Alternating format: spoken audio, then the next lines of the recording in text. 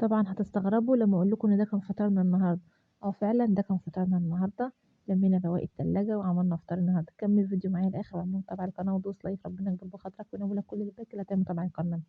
عندنا شوية رز باقيين ومحتارة أعمل إيه، واليومين دول بقى زنقة وإحنا عارفين بقى كحك العيد والسوداني والشوكولاتة والترمس والدنيا جاية على الآخر، يعني على الآخر، آخر الآخر كمان إحنا جبناه.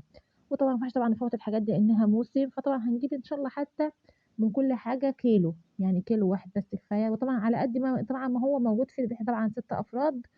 فهنجيب كيلو، لو إحنا أقل هنقلل شوية، بس على قد اللي معاكِ هاتي. طبعًا هنحاول نلم الدنيا اليومين دول بحيث إن إحنا نقدر نوفّي كل المطلوب أو المستلزمات بتاعتنا. فإحنا عندنا طبق الرز سخّناهم، عملت معاهم طماطمية سلطة،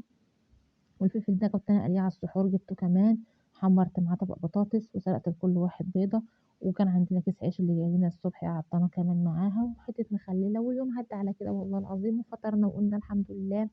والدنيا عدّت. طبعًا الدنيا زنقة على الناس كلّها، ربنا يا رب يفرجها علينا جميعًا يا رب، فإحنا قُلنا النهارده هنقضّيها، وبرضه امبارح كنا مقضّيينها، وإن شاء الله تُفرج علينا كلّنا، وكل سنة وأنتم طيبين.